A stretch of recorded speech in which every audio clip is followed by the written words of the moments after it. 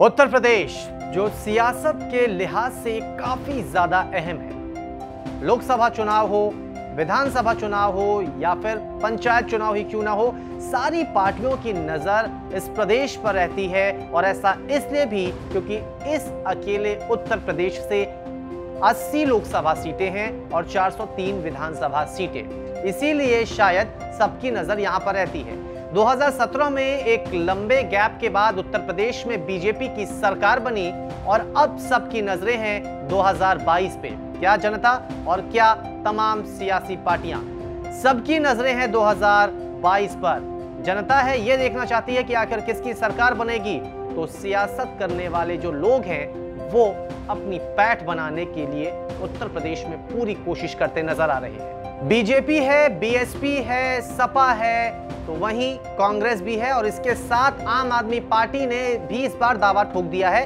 कि वो 2022 के चुनाव में उत्तर प्रदेश में अपने उम्मीदवारों को उतारेगी। खैर, सबसे पहले आपको हम ये बताते हैं कि आखिर 2017 में जो चुनाव हुए उसमें किस पार्टी को कितनी सीटें मिली। बात करें कुल सीटों की तो यहां पर 403 विधानसभा की सीटें हैं, जिसमें बीजेपी प्लस को 325 सीटें मिली, तो समाजवादी पार्टी और कांग्रेस की गठबंधन को 54 सीटें मिली। वहीं बीएसपी सिर्फ 19 सीटों पर ही सिमट गई। अब 2022 के चुनाव पर सबकी नजरें हैं और आम आदमी पार्टी ने यह कह दिया है कि हमारी पार्टी यानी कि आम आदमी पार्टी उत्तर प्रदेश में भी चुनाव लड़ेगी। यानी केजरीवाल अब तैयारी कर रहे हैं उत्तर प्रदेश के लिए। केजरीवाल ने क्या कहा, सबसे पहले ये सुनिए। जब हमने जन आंदोलन से पार्टी बनाई थी, हमने कभी सपने में भी नहीं सोचा था कि देश भर से लोगों का इतना प्यार और इतना विश्वास मिलेगा। इन 8 सालों में आपकी पार्टी ने दिल्ली में 3 बार सरकार बनाई है और पंजाब में मुख्य विपक्ष के रूप में उभर के आई है।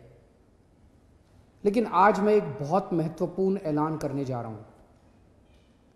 आने वाले 2022 के विधानसभा चुनाव में आम आदमी पार्टी उत्तर प्रदेश में चुनाव लड़ेगी। तो केजरीवाल के इस ऐलान के बाद अब उत्तर प्रदेश में 5 ऐसी पार्टियां हो गई हैं जिनके बीच कड़ा मुकाबला साल 2022 के चुनाव में देखा जा सकता है।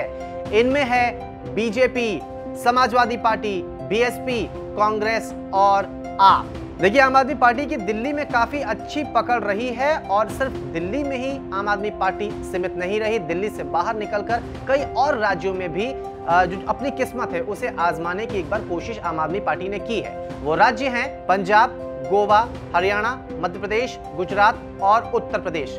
ये तमाम ऐसे राज्य हैं जहां पर कहीं आम आदमी पार्टी ने विधानसभा चुनाव में किस्मत आजमाया तो कहीं लोकसभा चुनाव में। अब नजर है 2022 के विधानसभा चुनाव पर।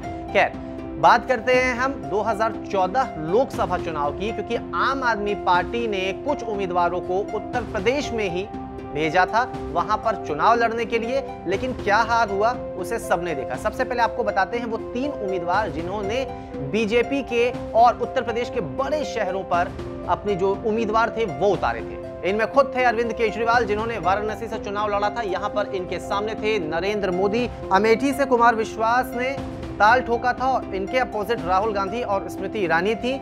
वहीं शाजिया इल्मी ने गाजियाबाद से चुनाव लड़ा। बात करें अगर इन तीनों सीटों की तो तीनों ही सीट पर आम आदमी पार्टी जीत हासिल नहीं कर पाई थी। हालांकि वाराणसी में अरविंद केजरीवाल ने एक अच्छा मुकाबला दिया था नरेंद्र मोदी को। दूसरे नंबर पर रहे थे अरविंद केजरीवाल और जो वोट था वो भी काफी ज्यादा अरविंद केजरीवाल को मिला था। लेकिन अगर बात करें गाजियाबाद की तो गाजियाबाद में शाजिया इल्मी के लिए काफी ज्यादा समस्या आ गई थी।